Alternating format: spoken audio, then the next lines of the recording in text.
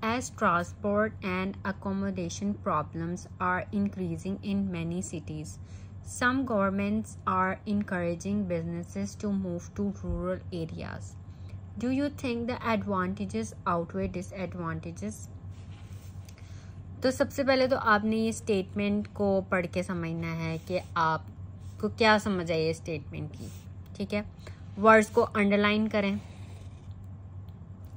उसके बाद आपने ये देखना है कि ऐसे टाइप कौन सी, एग्री डिसएग्री ऐसे है, डिस्कशन ऐसे है, कौन सा ऐसे है ये। अब इसमें आपने देखना है एडवांटेजेस और डिसएडवांटेजेस को।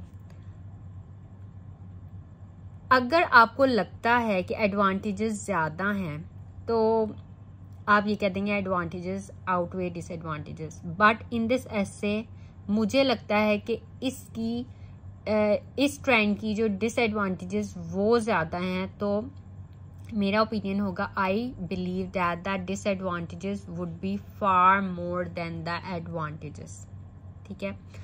और फिर आपने अपने बॉडी पैराग्राफ्स में लिखना है, एक्सप्लेन करना है कि आप ऐसा, आपका ओपिनियन ये क्यों है, ठीक है। अब एडवांटेजेस डिसएडवांटेजेस ऐसे में जो आपको लगता है कि ज़्यादा है, अगर आपको लगता है डिसएडवांटेजेस इसकी ज़्यादा है तो आप डिसएडवांटेजेस जो है वो ज़्यादा लिखेंगे, लेकिन एडवांटेजेस भी आप लिखेंगे क्योंकि आउटवे करना है ना, ठीक है। अब ये इंट्रोडक्शन है, इंट्रोडक्शन में आपने पैराफ्रेज करना है और आपने सिर्फ सिंपल सेंटेंसेस नहीं लिखने, आपने कॉम्प्लेक्स स्ट्रक्चर्स भी लिखने हैं। जैसे मैंने इसमें कलर्ड किए हुए एज, बिकॉज, वाइल।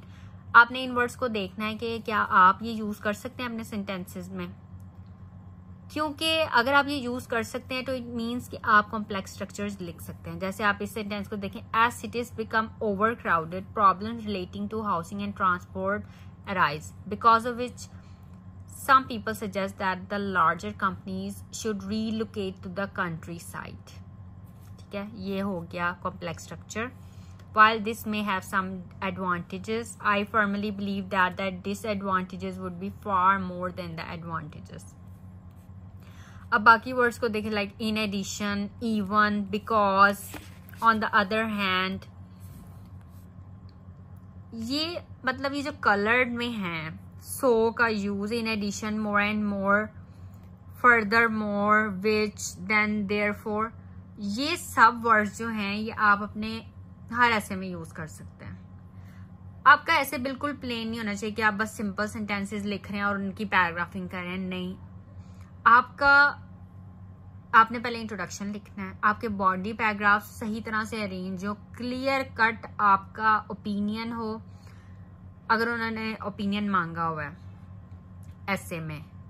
और आप इस तरह के वर्ड्स, जब आप ऐसे लिख लेते हैं ना, अपने वर्ड्स देखें कि आप इस तरह के वर्ड्स यूज कर रहे हैं। In addition, furthermore, even though, in spite, although, which, then, therefore, moreover, firstly, secondly, finally.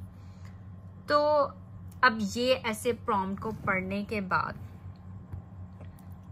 आप जो है ये ऐसे लिखें। आप आइडिया ले सकते हैं इस ऐसे से, लेकिन जो मेमोराइज करना होता है ना, कि आप मेमोराइज करना शुरू कर दें और अक्सर आपकी लक काम कर जाती है और आपको वही ऐसे आ जाता है जो आपने मतलब पहले से पढ़ा होता है। तो एग्जामिनर को ये भी पता चल जाता है कि आपने मेमोराइज किया हुआ है, इसलिए आपने रट्टे नहीं मारने, आपने अपने वर्ड्स में लिखना है और आपका सेंटेंस स्ट्रक्चर्स ठीक होना चाहिए, ठीक है। So practice, practice and practice, और प्रैक्टिस से ही आपकी टॉपिक स्पेसिफिक वोकैबुलरी ठीक होगी और आपका सेंटेंस स्ट्रक्चर ठीक होगा।